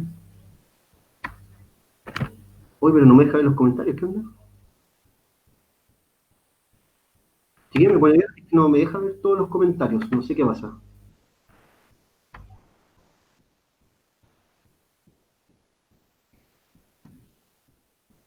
Sí. De hecho, ahora me están viendo la cara. Espera, es que coloco, hago clic en 125 comentarios. Ah, ya, ok, está la cosa. Ya. Es como que tengo los problemas de los viejitos cuando no les funciona el data. Ya, pero ahí lo silencié. Bien, chicos, está lento esto. Bandura, es un amigo. A ver. Muy interesante. Charla la salud desde Argentina. Salud por allá, grandes parasitólogas tienen en Argentina.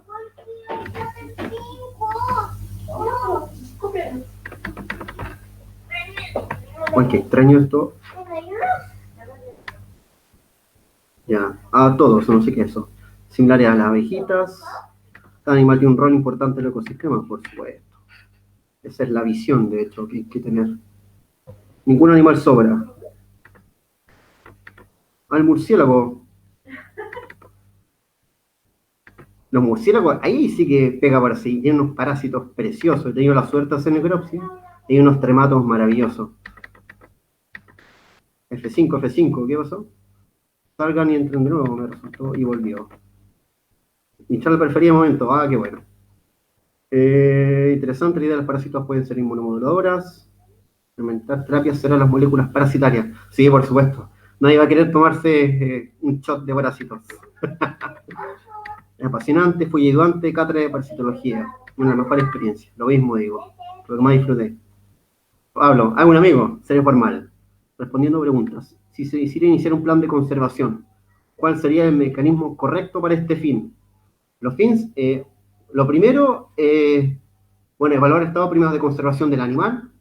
Lo segundo, ver qué tipo, es que habría que tener con una plataforma online de acceso libre para todos, ver qué tipo de parásitos tienen, cuál de esos podría estar eventualmente amenazado, específicos, y en relación a eso elegir la terapia, ¿ya?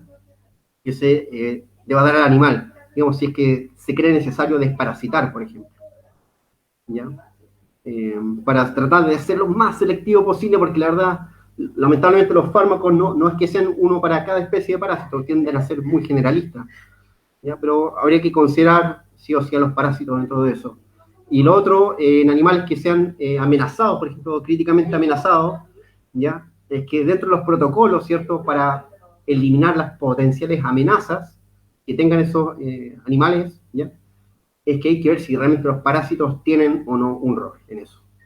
Ya si por ejemplo, el cóndor de California, yo te voy a decir, yo leí la historia, lo desparasitaban porque estaba amenazado, no es porque el animal tuviera mala condición corporal, ¿cierto? No es porque el animal estuviera infectado de piojos. Entonces, ese tipo de decisiones, evitarlas. Dos, en ese caso, interacción del parásito con su hospedero. El efecto estaría aniñado en su hospedero. No tiene problemas de conservación, pero el parásito sí. Uf, ya. Es como un dilema ese. Ya, si el hospedero no tiene problemas de conservación y el parásito sí, por supuesto habría que las medidas serían, es que hay varios, todo esto es teoría, ¿no, chiquillos? Ya, no es que esté todo haciéndose ahora. Pero, por ejemplo, se plantea de que si los parásitos están amenazados, se pueden establecer ciertas medidas ya para replicar los ciclos biológicos in vitro. Ya hay cestos, hay medios donde se pueden mantener los cestos vivos, porque los cestos se alimentan por el sincicio, ¿ya? Por el tegumento, entonces no necesitan estar adheridos al intestino de un animal. Y así, por citar algún ejemplo. ¿Ya? Y lo otro, que por supuesto, el tema de la desparasitación, ya que de repente, lamentablemente, algunos colegas lo tienen como metido acá en la cabeza, que si pillo un huevo de parásito, ¿cierto? Hay que meterle antiparasitario, ese tipo de idea hay que sacarla, ¿ya? Si realmente la carga que hay, ¿cierto? Que uno puede calcular las cargas de parásitos, no es algo que genere un cuadro y tampoco uno ve evidencia en la signología del animal, no hay por qué desparasitar. Así de simple. Ya. ¿Su esperar no tiene por conservación? Ah, ya, eso. Un abrazo para complicar. Pero esta cuestión se quedó pegada. Bien. Un temazo, por supuesto. Hay que ver primero qué está causando la sarna. Interesante el punto de vista de la conservación. Esto suena raro, pero una vez leí que una novela de esquimales donde salvaban su vida gracias al consumo de sus propios piojos. No sé. No sé, mira, como tu animal seguro es rico en proteína, ya tienen harta queratina, pero no sé si va a salvar la vida. No sé, nunca lo había escuchado. Es interesante, lo voy a buscar. No me incomodaría que se extinguieran las pulgas. Cada día están más resistentes. Qué buen comentario. ¿Sabes por qué pasa eso? Porque está esta cuestión que les decíamos, ¿ya? De que meten y meten fármacos sin la necesidad de aplicar. Es como que hay, es como una idea de que cada no sé cuánto periodo le tengo que meter el antiparasitario, aún así no pilles nada. Es como el preventivo. Ese es el problema, ¿ya? Esta desparasitación preventiva, la verdad, hay que erradicarla en nuestra mentalidad. Sobre todo los médicos veterinarios, ¿ya? Que somos re buenos para meter inyecciones, ¿cierto? Dar la pastilla, dar ahí el flashing, ¿ya? Hay que pensar bien por qué lo estamos haciendo. Ya, muchas gracias, estimado, excelente, de verdad. Ah, bueno, gatito, amigo. Buena charla. Didáctico, te recuerdo en clases. ¿Quién es? Ah, Jeremy Mancilla dice clase, de hecho. La Watch, siempre bien didáctico. Una novela maravillosa, suena entrete. Por la charla, gracias, te pasaste, excelente. Aplausos. Gracias a usted, chicos, por escuchar. Y también te están viendo. Ya. La desparasitación y exceso de higiene nos ha debilitado como especie humana. Por lo mismo, un niño urbano es más vulnerable a enfermedades. Súper buena tu pregunta, porque eso está relacionado con la hipótesis de la higiene, ¿ya? Este alejamiento que tenemos, ¿cierto?, de encapsularnos como sociedad del ecosistema, ¿ya? Ha derivado de esta serie que les decía, de estas reacciones, ¿cierto?, autoinmunes, incluso de trastornos inflamatorios crónicos, ¿ya? Ha sido producto de eso, ¿ya? Por eso se habla de esta depresión del bioma y de que es una reconstitución. Los mecanismos, por supuesto, son discutibles, ¿ya? Pero es producto de eso. Ahora, si uno es más urbano que uno rural, un niño, por ejemplo, no he leído sobre eso, pero habría que investigarlo. Yo, la verdad, no voy a responder eso porque no lo sé. El hospedador es consciente, el hospedero es consciente de su hospedador. Ya. Pero toma medidas en contra del parásito. Ya. Sí, esta es como la traducción del creo que es el huésped, que le dicen. Realmente el huésped no es el hospedero, el huésped del parásito. Yo no sé, soy consciente. Yo no me acuerdo cuando hacía clase, le preguntaba a los chiquillos en la primera clase, ¿quién de ustedes se ha desparasitado? Y todos me miran raro, como que está preguntando, ¿quién de ustedes tiene parásito? Con más raro me miraban. ¿Ya? Yo no sé si existe una conciencia de eso, menos de los animales. ¿Ya? Pero toma medidas contra el parásito, por supuesto, la respuesta inmune. Ya, pero ahí está esta respuesta inmune equilibrada, ¿sí? Uno siempre piensa respuesta inmune, es como toda la maquinaria sobre el parásito. La verdad que no, es regulada. Cambio de dietas, conducta u otro cambio que genera en contra del parásito. Bueno, ese es otra área que es súper interesante. Ya, cambios de conducta, por supuesto. Por ejemplo, el otro día estaba leyendo un paper que hablaba sobre cómo los primates, este era un grupo de mandriles, ya esquivaban a los mandriles que tenían más piojos, que tenían una respuesta social, de hecho los aislaban. ¿ya?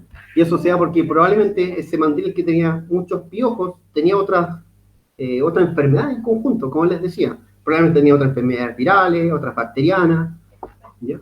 Entonces, si hay una respuesta incluso social, individual, por supuesto, que animales se automediquen, ya animales que consumen arcilla, aves, sobre todo, ya que consuman ciertas hojas, o por ejemplo, el águila arpía que utiliza plantas odoríferas en su nido para alejar a todos los ácaros y así no infeste los pollos. ¿Ya? Siempre hay medidas. Bien bonita esa área, de hecho, como la parte conductual del parásito y los hospederos. Entonces, mi tesis en parásitos en peces, un tema muy amplio de muchas explicaciones. Y los países también, es otro mundo. Una locura. Fabulosos. Espérame. Pablo, una pregunta. Soy estudiante de medicina veterinaria y realicé mi tesis en parásitos en la Antártida. Qué bonito. Y una conclusión que tuvo fue que parásitos como el Cryptosporidium, te trataste con pingüino y con fredes, puede ser considerado como bien indicador de contaminación humana. Claro, ese es probablemente por el Cryptosporidium parvum. ¿Ya? Espera, que ver más no me deja. ¿Qué opinas sobre esto? Sí, por supuesto. Hay parásitos que son propios de los seres humanos, ¿ya? Y que sean transmitidos hacia los otros animales, ¿ya? Y lamentablemente esto ocurre sobre todo en parásitos que son inespecíficos. Cryptosporidium parvum es un súper buen ejemplo, ¿ya? Prácticamente ese protozoo parasita todo lo que está sangre caliente, ¿ya? Entonces, claro, sería un buen indicador de parásitos que son más que específicos, su principal hospedero sea el ser humano, ¿ya? Por ejemplo, otro que también podríamos considerar son las tenias, tenia solium, tenia saginata, cuyo hospedero final es el ser humano. Es decir, si encontramos una larva, en este caso un Cysticercus, ¿cierto? Por ejemplo, no sé, un Cysticercus bovis, estoy tirando algo al aire, ¿no? En un huemul, significa que ese huemul en algún momento consumió alimento o agua contaminados con heces humanas, donde hubieron huevos de tenia. ¿Ya? Así que, por supuesto, otro indicador podríamos llamar de intervención humana. Se nota tu pasión por lo que haces. Gracias, sí, me encanta, de hecho. Me encanta este tema. Y mis amigos saben que soy monotemático con esto. Lorenzo, bueno, ahí me preguntas, Lorenzo. Gracias por ver la charla. Puerto So, desde la costa. ¿Dónde se puede conseguir un libro de parásitos? Yo no debería responder eso porque es ilegal. Pero hay una página buenísima que se llama Libgen, ya Libgen, que permite descargar libros. Que entre nosotros. El profe, viva los parásitos. Totalmente de acuerdo, profe. Viva los parásitos. Perfecto, todavía falta. Interesante. El control de que ocurre por parásitos de estos insectos. Controla grandes poblaciones. A ver, espérame. Plagas agrícolas. Qué buen tema ese. Sí, de hecho, los parásitos, ya hay varios nemátodos que tienen cierta afinidad por artrópodos, ¿ya? Y esos se han utilizado, de hecho, para controlar plagas, como tú dices, ¿ya? Y tienden a ser bastante eficientes, ya porque son bastante específicos, no van a parasitar otros organismos. Ahí el problema que puede llegar a ocurrir, ¿ya?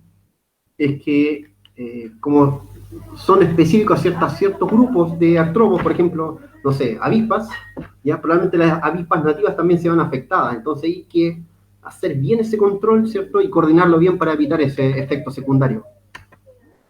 Dígame que dejarán esta charla grabada. Sí, queda grabada. La teología es maravillosa, totalmente de acuerdo. Responde, por favor, sobre los metales pesados. No entiendo eso. ¿Es simbiosis? ¿Deja de ser parásito? Ya entiendo. De este supuesto beneficio.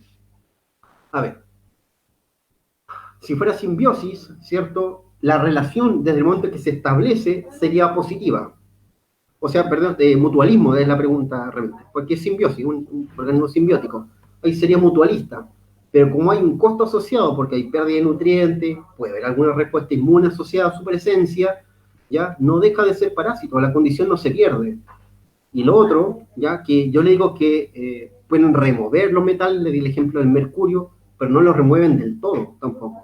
Ya siempre queda algún metal, ¿cierto?, asociado a los órganos. No dejan de ser parásitos, al final esa es la pregunta, por las razones que te di.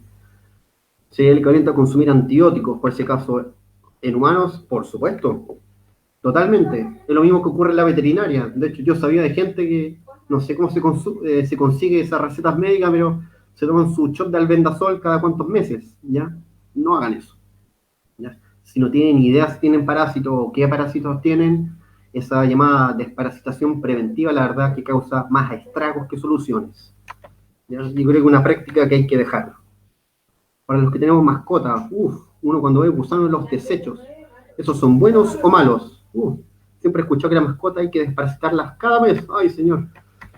Es que no es bueno ni malo, o sea, el hecho que estamos pensando en Toxocara, a veces Toxocara canis, también puede ser Toxacaris leonina, pero más prevalente Toxocara canis en cachorro. Que eso, cuando los bota, cuando pilla la caquita, ¿cierto? Después que le dan la pastillita al perrito y después bota la ensalada, realmente eso indica, uno, que el producto hizo efecto, dos, que está altamente parasitado el perro. ¿Ya? Y eso se da porque hay una transmisión desde la madre y por eso los cachorros, de hecho, nacen parasitados. ¿Ya?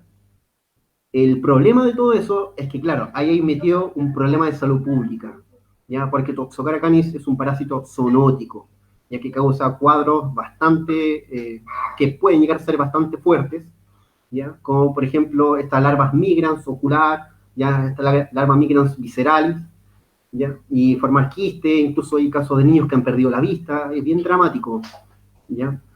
En esos casos, por supuesto, hay que desparasitar.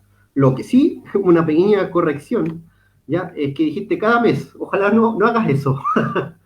¿Ya? Yo entiendo que los protocolos dependen de cada colega, de cada formación que uno haya recibido, pero la verdad después de cuando ya no estén detectando parásitos, ¿cierto? Las S, yo los invitaría a que tomen una muestra fecal, lo lleven a un laboratorio de parasitología veterinaria, hagan un cobro parasitario y vean si el parásito sigue presente, en vez de seguir metiéndole fármaco a esto, ¿ya? Y ahí, bueno, los colegas le darán la recomendación.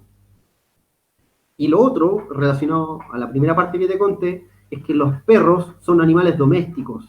Y como buen animal doméstico es nuestra responsabilidad, ¿cierto?, que no sean una amenaza para nosotros desde el punto de vista de la salud pública, ¿ya? Sea el organismo que sea, que tengan, ¿ya? Ahí es distinto, ¿ya? Mi charla fue enfocada principalmente en los animales silvestres, ¿ya? El animal silvestre es un tema totalmente aparte, ¿ya? Que lamentablemente a veces se extrapola lo que se hace en animales domésticos.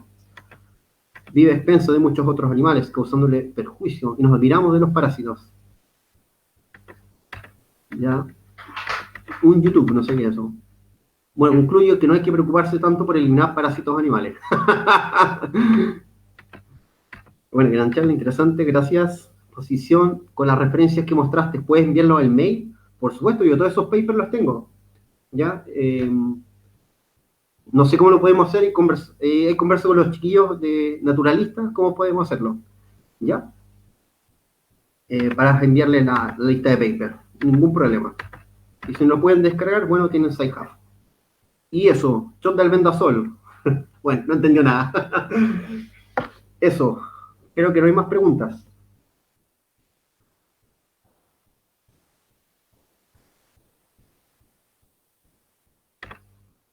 ¿Los chiquillos naturalistas?